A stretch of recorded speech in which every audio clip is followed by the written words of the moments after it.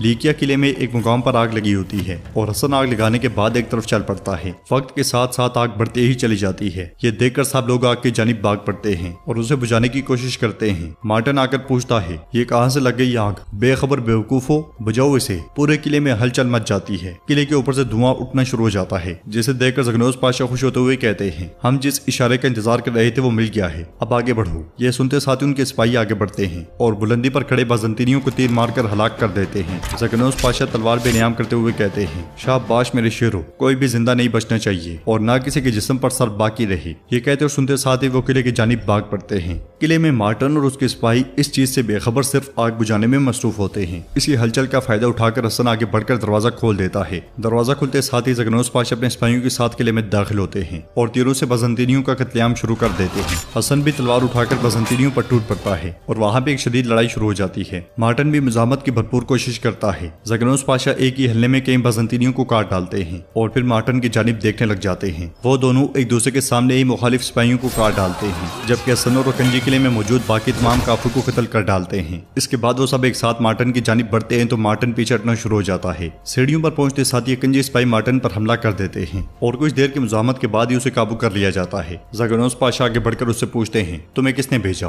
वो मुस्कुराता है तो ज़गनोस पाशा कहते हैं, तो तुम मुंह नहीं खोलोगे? हाँ, शायद तुम्हें छोटे से दशके की जरूरत है। ये कहते साथ ही वो तलवार उसके पेट के एक तरफ घोंप देते हैं। वो चीखता चिल्लाता है तो ज़गनोस पाशा तलवार पीछे करते हुए कहते हैं, बोलो वरना मैं तुम्हारे टुकड़े टुकड़े कर दूंगा। वो नहीं बोलता। ज़गनोस पाशा तलवार फिजा में बुलंद करते हैं तो मार्टिन एकदम से कहता है, रुक जाओ, मुझे फ्रांस ने भेजा है। ये सुनकर ज़गनोस पाशा कहते हैं, पहले बता देते तो इतनी मुश्किल का सामना ना करना पड़ता तुम्हें। फिर वो पीछे हटते हैं और हसन से कहते हैं, तुमने बहुत अच्छा काम किया हसन। ये कहते साथ ही वो तलवार हसन को दे देते हैं। हसन आगे बढ़ता है और एक वार में मार्टिन का सर उड़ा देता है। उधर सुल्तान आधी रात को खेमे से बाहर निकल आते हैं और शदीद गुस्से में आगे बढ़ते ही चले जाते हैं। फिर हथौड़ा उठाते हैं और पत्थर तोड़ने लग जाते हैं। ये देखकर शहाबुद्दीन पाशा भागते हुए सुल्तान के पास आते हैं और उनसे कहते हैं, मेरे सुल्तान ऐसा ना करें, ये काम हमें करने दें। मगर सुल्तानों ने पीछे धकेलते हुए कहते हैं, मुझे मत रोके शहाबुद्दीन, मुझे मत रोके, हम हार नहीं मानेंगे। ये किला जरूर बनेगा और अगर जरूरत पड़ी तो मैं खुद भी काम करूंगा। हम ये किला बनाकर काफिरों की उम्मीदों का गला घोंट देंगे। मेरे शेरों, अगर हम काम करते रहें, अगर हम इसी तरह कोशिश करते रहें तो कोई भी हमारे खिलाफ खड़ा नहीं हो सकता। शाबाश, बिस्मिल्लाह। ये सुनते साथ ही शहाबुद्दीन पाशा समेत सब लोग कामकाज में लग जाते हैं। मगर सुल्तान शहाबुद्दीन पाशा से कहते हैं, आप रुक जाएं और तैयारी करें। शहाबुद्दीन पाशा पूछते हैं, कहाँ की तैयारी?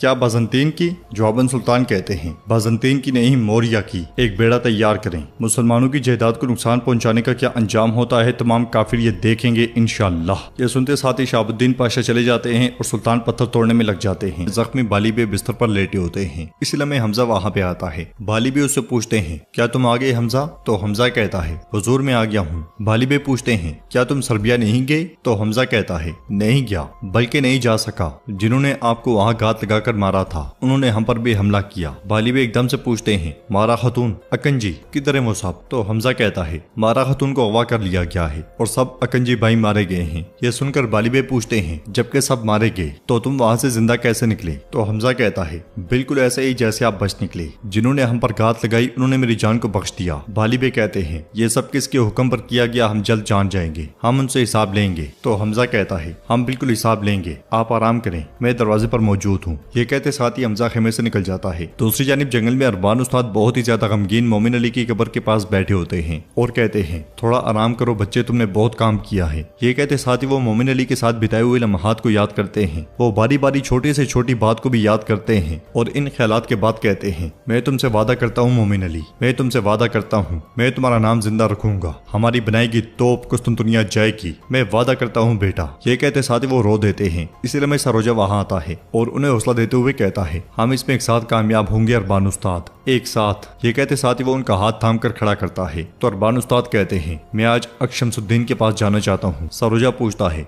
क्यों? आज तो दरगाह में मजलिस नहीं है, आप वहाँ क्यों जाना चाहते हैं? जवाबन अरबान उस्ताद कहते हैं, मैंने मोमिन अली से वादा किया था, मैं इसके नाम को जिंदा रखूंगा। यह सुनकर सरोजा बहुत खुश होता है और उनके गले लग जाता है। इधरनी में सुल्तान बाहर के पास आते हैं तो बाहर आगे बढ़ते हुए पूछती है, मेरे सुल्तान, क्या हमने जो सुना वो सच है? वो मारा खतून को कैसे अगवा कर सकते हैं? तो सुल्तान कहते हैं, मैं मारा खतून को वहाँ नहीं रहने दूंगा, जरूरत पड़ी तो मैं दुनिया को उनके सर पे गिरा दूंगा। बाहर कहती है, हमें बुनियादी तौर पर उन्हें नहीं जाने देना चाहिए था। खाला सुल्ताना के बारे में वो वो गलत थी, उन्होंने गलती की। लेकिन सुल्तानों ने खामोश करवाते हुए कहते हैं, इसे गलती नहीं कहा जा सकता बहार, वो अपनी गलती जानती थी, वो चली गई क्योंकि वो जानती थी। हम क्या कर सकते थे? तो बहार खातून कहती है, अगर आपने उन्हें रहने को कहा होता तो वो ना जाती। आपने गलती की वजह से मारा खातून को नजरअंदाज किया। सुल्तान गुस्से से कहते हैं, बहार अगर तुमने एक और लफ्ज बोला। बहार कहती है, तो क्या आप मुझे भी नजरअंदाज करेंगे? ये कहते साथ ही बहार खातून चली जाती हैं। नाजरीन, इसके बाद हम देखते हैं खाला सुल्ताना गुलशा को भड़काते हुए कहती है, मारा को मैंने कई बार कहा लेकिन उसने कभी नहीं सुनी, वो हमेशा जिद्दी रही है, उसने मेरी बात नहीं सुनी। गुलशा कहती है, काश आप कोई दरमियानी रास्ता निकाल लेती तो ये सब ना होता। जवाबन खाला सुल्ताना कहती है, यहाँ तक कि तुम्हें उसके लिए अफसोस होता है जिसने आपको तकलीफ दी। अगर तुमने मेहमत का एहसान जीतने की कोशिश नहीं की तो जिस शख्स के लिए तुम्हें अफसोस होगा वो आप खुद होंगी। इसलिए मैं बाहर वहाँ पे आती है और कहती है, मारा खातून को अगवा कर लिया गया है। गुलशा हैरानगी से कहती है, क्या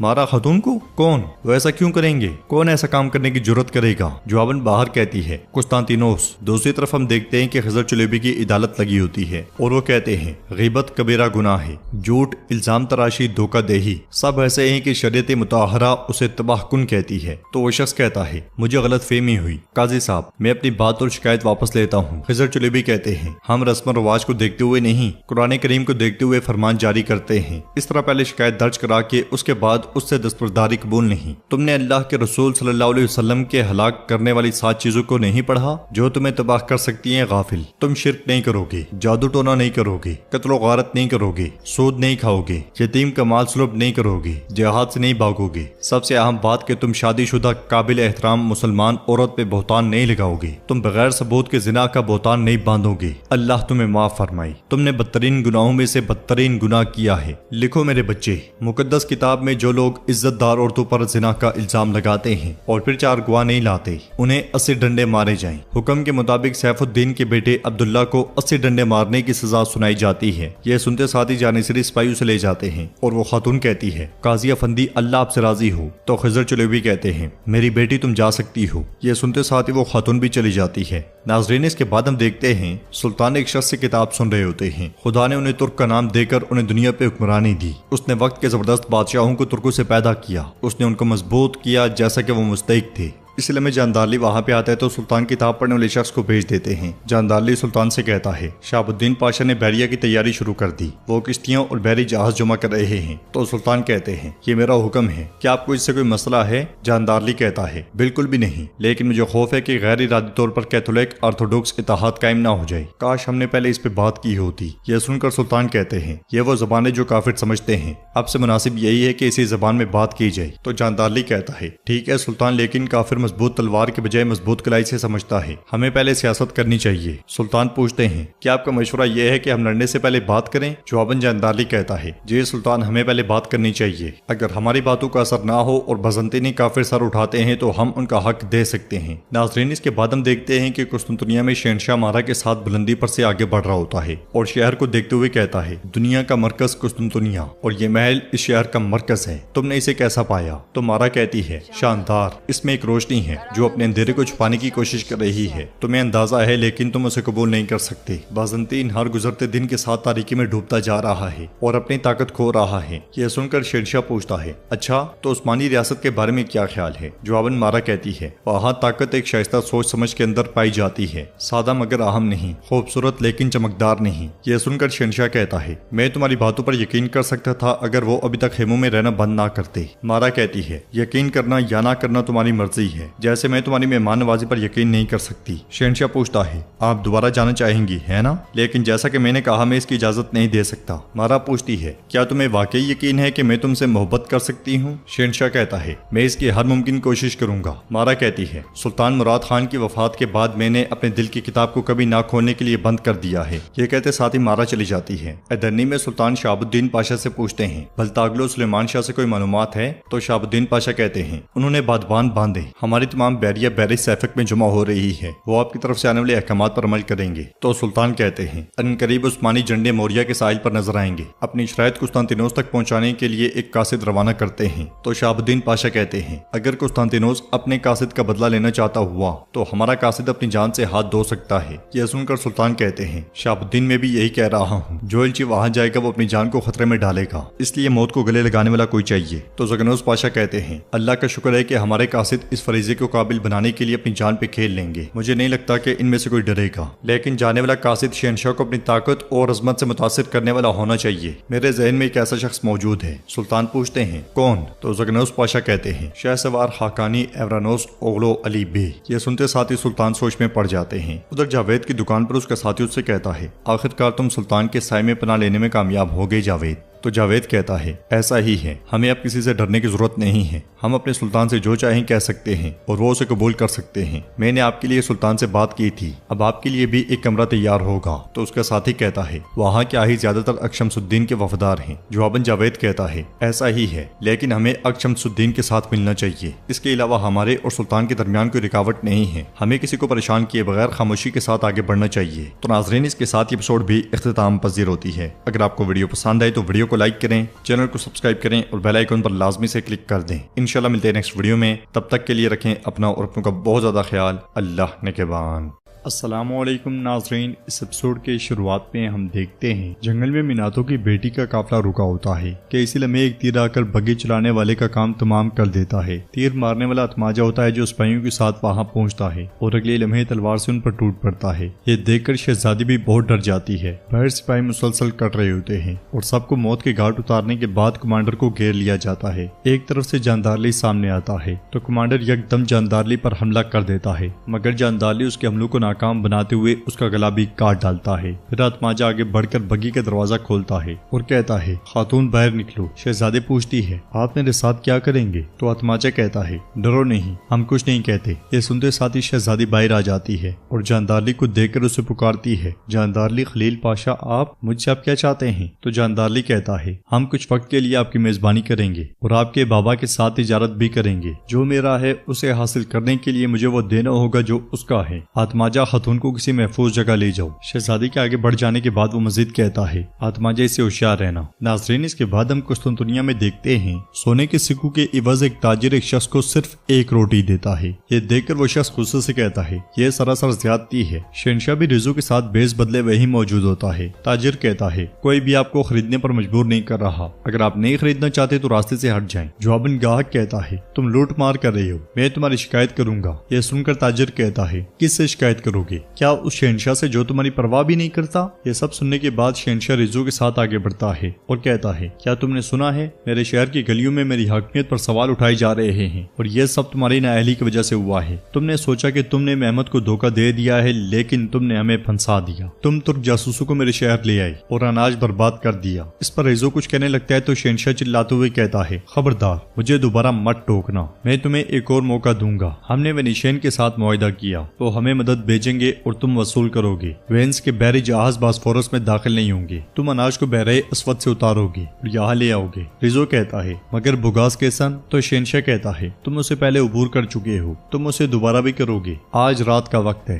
ये कहते साथ ही शहनशाह आगे बढ़ जाता है। दूसरी तरफ खुफिया कमरे में जासूस बालिबे से कहता है वो मेरे साथ बहुत अच्छा रहा है, वो आपका साथ देगा, लेकिन आपको गुरूब आफ्ताब के वक्त निकल जाना चाहिए। वो अपने सिपाहियों को निकाल कर खुद दरवाजे से निकल जाएगा। तो बालिबे कहते हैं मगर उरहान, क्या वो अपना घर छोड़ेगा? जवाबन जासूस कहता है दरअसल एक मस्जिद है जहाँ वो हर जुमरात को जाता है। बालिबे पूछते हैं क्या उसके साथ कोई होता है? तो जासूस कहता है उसके साथ चंद मुहाफिजों से ज्यादा नहीं होती। यह सुनकर बालिबे कहते हैं आइए देखते हैं कि क्या वो लोग उसकी हिफाजत कर सकते हैं। सल्तोक पूछता है तमाम मुहाफिजों में से हम उसे कैसे पहचानेंगे? तो जासूस कहता है सिर्फ उसकी दाढ़ी है और वो हिफाजती टोपी इस्तेमाल नहीं करता। याद रखना सादियो मगरबी दरवाजे पर है। कुस्तुनतुनिया में शहनशाह जिंदान में दमित्री के पास आता है और उससे कहता है जहाँ तक मुझे याद है तुम्हें तारीख में दिलचस्पी नहीं थी, क्या मैं गलत हूँ? दमित्री कहता है मैं सिर्फ आज को देखता हूँ। मगर शहनशाह कहता है आज कल हो सकता है। माइकल से एंड्रोनिकोस तक, कांता कोजिनोस से मेरे बाबा तक। फिर तलवार निकालते हुए कहता है अब मुझसे किस तक? दमित्री के जवाब न देने पर वो तलवार फिर से म्यान में डाल देता है और उसके पास बैठते हुए कहता है मेरा कोई बेटा नहीं है दमित्री, तुम्हारे यहाँ बच्चा पैदा होने वाला है। अगर लड़का हुआ तो फिर मेरा भतीजा तख्त संभालेगा। क्या ऐसा नहीं है? क्या तुमने कभी इसके बारे में सोचा है दमित्री? ताहम तुम्हारे तमाम बुरे कामों के बावजूद मैं तुम्हें माफ कर रहा हूँ। तुम अपने बच्चे के साथ खड़े होगे और उसकी हिफाजत करोगे। हमारी सल्तनत के मुस्तकबिल के लिए ये बहुत अहम है। तो दमित्री कहता है, काश तुम शहर के बच्चों के बारे में वही सोचते जैसा तुम अपने भतीजे के बारे में सोचते हो। जवाब में शहंशाह कहता है, तुम उनके बारे में परेशान ना हो। उनके शहंशाह के तौर पर मैंने जरूरी एहतियात बरत रखी है। रेजो आज रात बहरे अस्वद के साहिल को अबूर करेगा और हमारे अनाज का मसला हल हो जाएगा। तुम अब आजाद हो, मगर मेरे भतीजे का ख्याल रखना तब तक जब तक कि वो शहंशाह नहीं बन जाता।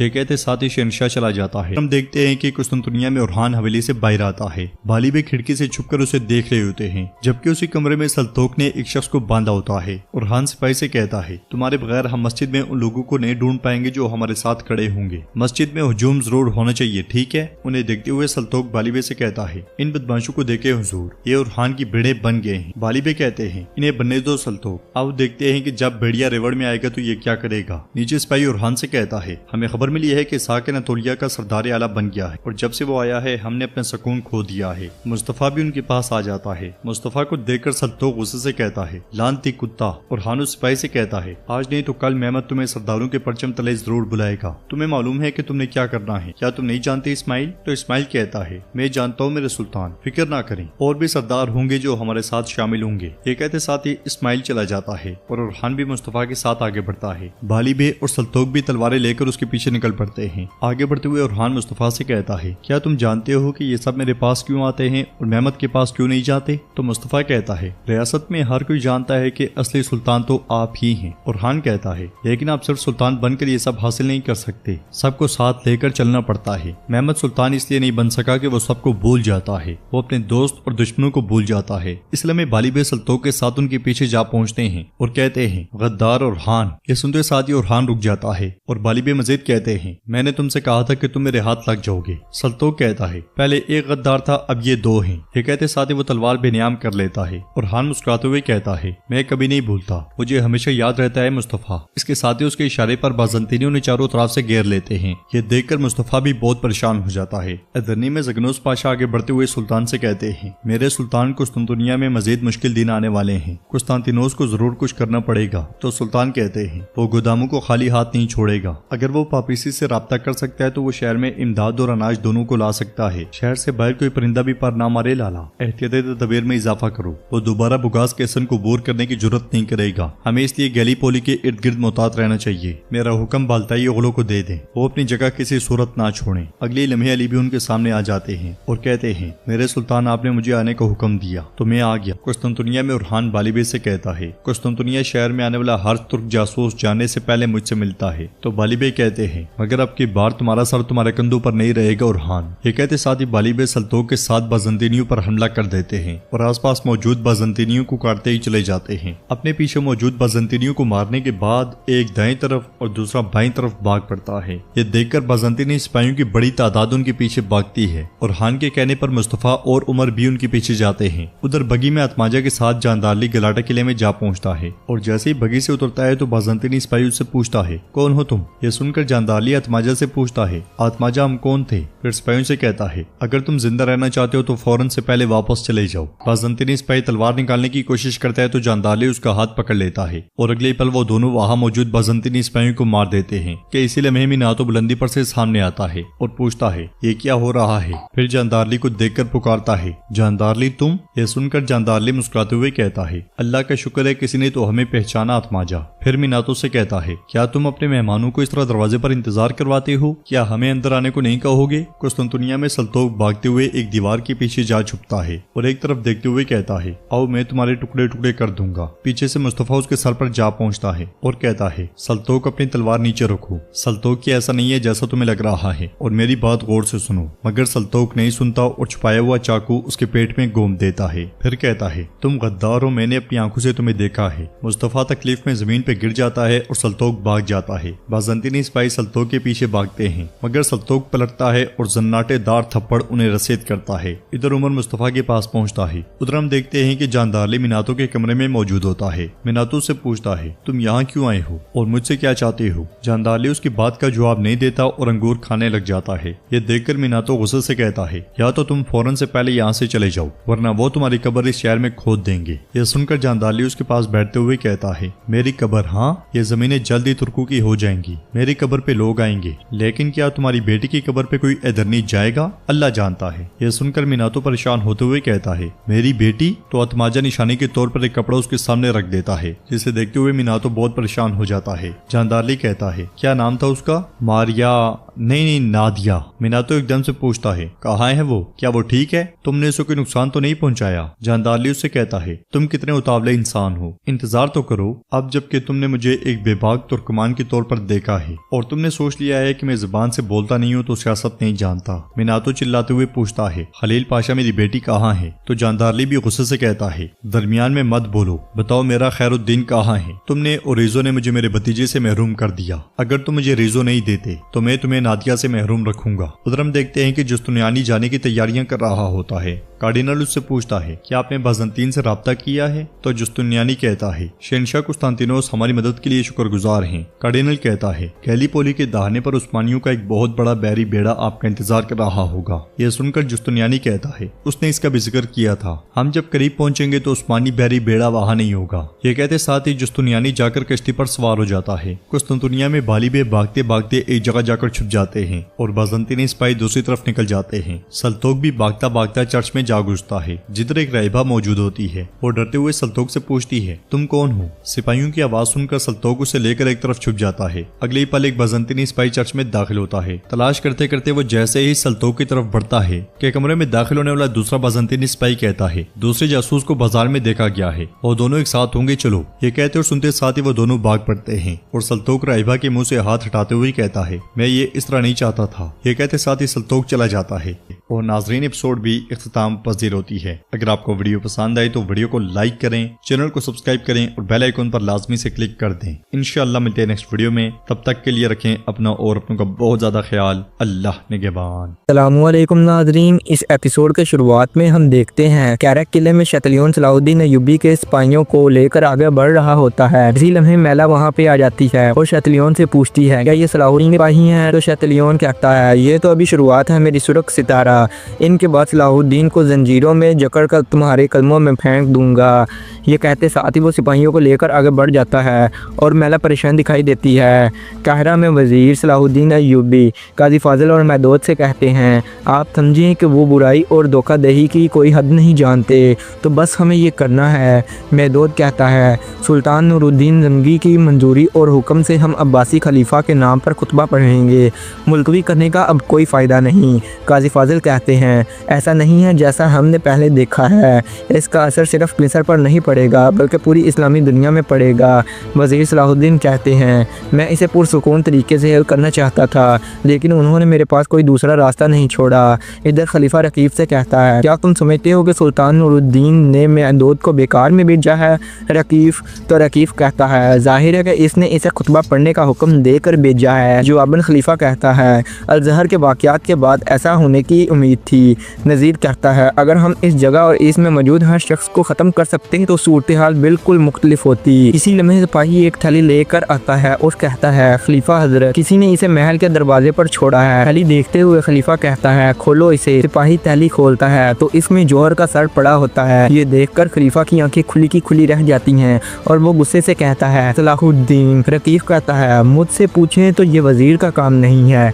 सिपाही भी कहता है, शायद ताज रकीब ठीक कह रहे हैं, वजीर के आदमियों को कैरक बेचने के लिए जो सिपाही ममूर किए, उनकी खबर के मुताबिक इनमें मौजूद तहसीलदार करतगन भाग गया था। खलीफा बैठते हुए कहता है, अच्छा तो उसने ये किया? जवाबन रकीब कहता है, फिक्र ना करें, उनकी बेबाकी की सज़ा मिलेगी। नज़ीर, तुम कल सुबह अपने आदमियों को हरकत में लाना शुरू कर दो, जिन्हें तुमने शहर में रखा है वो सीधे वज़ीर के महल में जाएंगे। वक्त आ गया है कि इस मसले को जड़ से हल किया जाए।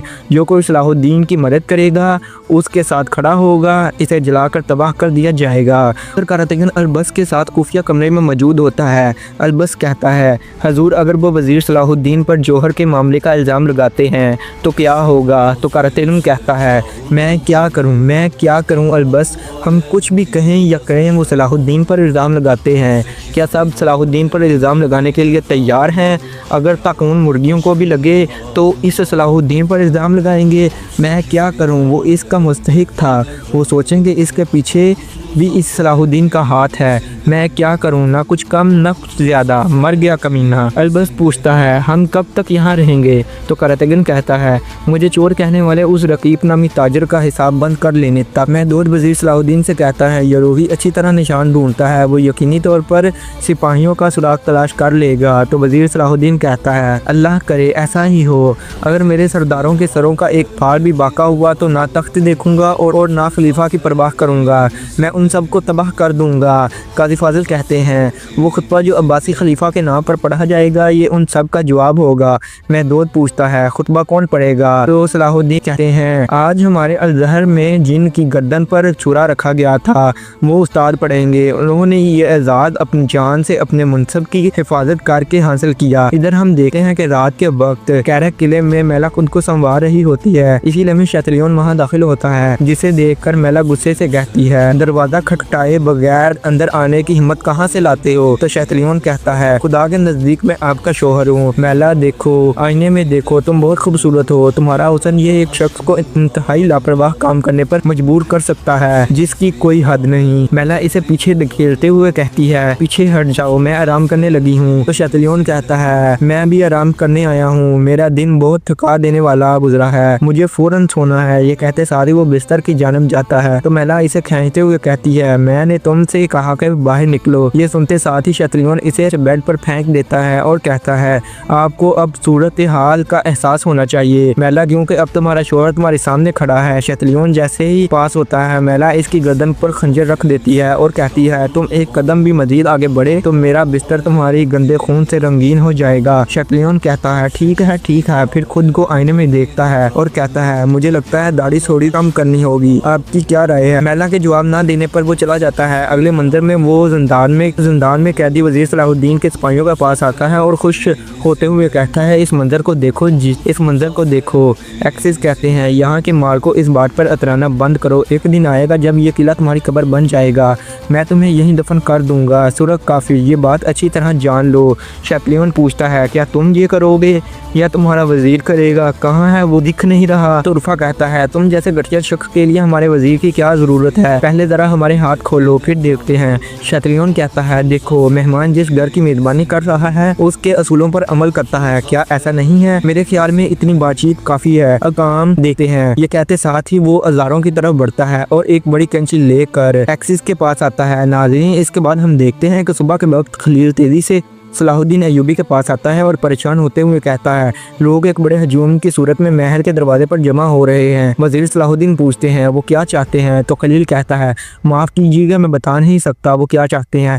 वजीर सलाहुद्दीन के दोबारा पूछने पर वो कहता है वजीर का सर कलम करना चाहते हैं। ये सुनकर वजीर सलाहुद्दीन जैसे ही उठते हैं तो महदूद कहता है तुम रुक जाओ सलाहुद्दीन। सलाहुद्दीन कहते हैं मैं कैसे रुकूं शहजादे, क्या तुमने सुना नहीं? महदूद कहता है मैंने सुना इसलिए कह रहा हूँ, खिड़की से बाहर भी अपना सर मत निकालना। काजी फाजिल कहते हैं शहजादे महदूद की बात दुरुस्त है, आपकी हिफाजत के लिए ये ज्यादा मुनासिब है वजीर। महदूद कहता है महल के दरवाजे पर खड़े होकर वजीर के सर का मुतालबा करने का क्या मतलब है, हम उन्हें दिखाएंगे। ये कहते साथ ही महदूद बायबोरा के साथ चला जाता है। बाहर नजीर अपने आदमियों के साथ सिपाहियों पर हमला कर देता है। सिपाही महल की जानिब बढ़ने से उन्हें रोक रहे होते हैं। इसी लम्हे महदूद वहाँ पहुँच जाता है और ये मंजर देख कर बायबोरा से कहता है महल के सिपाहियों को नज़्म-ओ-ज़ब्त को तरतीब दो, उन्हें हर हाल में नज़्म-ओ-ज़ब्त बरकरार रखना चाहिए। ये सुनते साथ ही बायबोरा सिपाहियों को भेज देता है और कहता है खलीफा की तरफ से बोए गए इख्तलाफ के बीज एक बेदर्द सांप की तरह महल के दरवाजे तक पहुंच आए हैं। तो महदूद कहता है इस फसाद की जड़ खलीफा के महल में है और हम जड़ उखाड़ फेंकेंगे इंशाअल्लाह। बाहर की आवाज़ें सुनकर अंदर खलीफा रकीब से कहता है रकीब क्या तुम आवाज़ें सुन रहे हो? तो रकीब कहता है अब अपने कानों को फतह की आवाज़ें सुनने का आदी बनाएंगे, इसका वक्त आ गया है मुहतरम खलीफा। खलीफा कहता है वो खुतबा नहीं पढ़ने दिया जाएगा। बाहर बायबोरा कायरा के सिपाहियों से कहता है चलो बेड़ियों को दूर रखो। ये सुनते साथ ही वो सिपाही आगे बढ़ते हैं और नज़ीर के सिपाहियों के साथ शामिल हो जाते हैं। इस मंजर को देख कर बायबोरा कहता है कहाँ जा रहे हो? सिपाही कहता है हम शाहवर के सिपाही थे मगर अब शाहवर नहीं रहा तो हम खलीफा की सफ़ में हैं। ये सुनकर बायबोरा और महदूद को बहुत गुस्सा आता है, जबकि नज़ीर कहता है यहाँ तक कि फ़ौजियों ने वज़ीर को छोड़ दिया, ये जीत की खुशखबरी है। चलो ये कहते साथ उस सिपाहियों को काटते ही चले जाते हैं। बायबोरा महदूद से कहता है सिपाहियों ने सफ़ें तब्दील कर ली हैं, जानम कुर्बान मुझे डर है कि महदूद उसकी बात काटते हुए कहता है हमें बिकाऊ लोगों की नहीं बल्कि वफादार मर्दों की जरूरत है। ये कहते साथ ही महदूद तलवार बेनियाम करके गद्दारों पर टूट पड़ता है। इधर कैरक को देखते हुए यारोगी कहता है, मैंने सारी रात हालात के बारे में सोचा, शुमाल से कैरक पर हमला करने के सिवा कोई चारा नहीं है। तो बहादुर कहता है, फैसला आपके हाथ में है अमीर, लेकिन हमारी तादाद बहुत कम है। यारोगी कहता है, अगर तुम्हारे जहन में कोई और मंसूबा है तो बताओ। बहादुर कहता है, अगर हम ताहिरा जाकर मदद तलब करें। मगर यारोगी कहता है, हम ये मामला खुद हल करेंगे। मैं सलाहुद्दीन के आदमियों को मौत के मुंह से बचाकर ही काहिरा लूटूंगा। सिपाहियों को तैयार करो। इसी लम्हे बालियान को महल में जाता देखकर यारोगी कहता है, ये बालियान है, सलाहुद्दीन अय्यूबी का काफिर दोस्त। हम इंतजार करते हैं और देखते हैं कि क्या वो इस तख्त का हकदार है जिस पर वो सलाहुद्दीन की बदौलत बैठा है। काहिरा में बायबोरा मुसलसल काफिरों को काट ही रहा होता है। महदूद की तलवार भी अबू ताब से चल रही होती है। नज़ीर भी सिपाहियों को शहीद करते हुए आगे बढ़ता है और कहता है, वजीर का सर हमारे नेज़े पर नमूदार हो रहा है, चलो चलो आगे बढ़ो। इन्हें देखते हुए बायबोरा कहता है, जानम। महदूद कहता है, हमने हक की खातिर जो रास्ता इख्तियार किया, हक हमारी हिफाजत करेगा। बायबोरा, हम पहले कब रास्ते से पीछे हटे थे कि अब पीछे हटेंगे। इसी लम्हे वो गुलाम जो रकीफ़ की तरफ हो गए थे तलवार उठाए वहाँ पहुँचते हैं और बुलंद आवाज़ से कहते हैं, वज़ीर सलाहुद्दीन के लिए ताजा रकीफ़ की गद्दारी आश्कार हो चुकी है। हम वज़ीर सलाहुद्दीन के लिए ये लड़ने आए हैं। ये कहते साथ ही वो लड़ाई में कूद पड़ते हैं। उन्हें देखकर बायबोरा और महदूद बहुत खुश होते हैं, जबकि नज़ीर पीछे हटते हुए कहता है, लानती गुलामों। महदूद कहता है, ये आने वाले हमारे रब की तरफ से हमारी मदद है। ये कहते साथ ही बायबोरा के साथ गद्दारों को काटने लग जाता है। कैरक किले में मेला बालियान से कहती है, हम आपकी सामर का हक कैसे अदा करें बालियान। तो बालियान कहता है, सबसे पहले हमारे मुश्तरका दुश्मन खास तौर पर शैतलियन। मेला कहती है, अगर सलाहुद्दीन अपना वादा पूरा करता तो अब हम इन मसाइल में ना होते। जवाबन बालियान कहता है, मैंने कई बार देखा है कि वज़ीर सलाहुद्दीन कैसे अपने वादों को निभाते हैं। मुझे यकीन है कि अगर कोई माकूल वजह ना होती तो वो आपको क्षत्रियों से शादी करने की इजाज़त ना देते। मेला पूछती है, मैं तुम्हारे लिए क्या कर सकती हूँ बालियान। तो बालियान कहता है, मैंने सुल्तान नूरुद्दीन संगी से एक मुआहदा किया है। मुझे किसी ऐसी मालूमात की ज़रूरत है जो क्षत्रियों की ताकत को तोड़ दे। मेला कहती है, मैं समझ नहीं पाई, क्या तुम्हारा मतलब मुसलमानों के साथ तामुन करना है कि मेरा किला उनके हवाले कर दिया जाए। बालियान कहता है, तुम्हें हक़ाइक़ को देखना चाहिए। अमालिक ने तुम्हें बहुत अर्सा पहले अपनी नज़रों से गिरा दिया है। बदकिस्मती से तुम्हारा किला अब तुम्हारा नहीं है बल्कि क्षत्रियों का है। कम अज़ कम अब सुल्तान नूरुद्दीन संगी की हिमायत के बगैर ना तुम कैरक में रह सकती हो और ना मैं एबलन में। लिहाजा तुम जो भी मालूमात दोगी वो क्षत्रियों से छुटकारा पाने की तरफ पहला कदम होगी। अच्छी तरह सोचो। महिला ये सुनते हुए सोच में पड़ जाती है। तो नाज़रीन, एपिसोड का अख्ताम होता है। आपको एपिसोड कैसी लगी कमेंट बॉक्स में राय ज़रूर बताएं। हमारी वीडियो को लाइक करें। अगर आपने चैनल को सब्सक्राइब नहीं किया तो सब्सक्राइब लाजमी से कर लें। मिलते हैं नेक्स्ट वीडियो में, तब तक के लिए अल्लाह हाफिज़।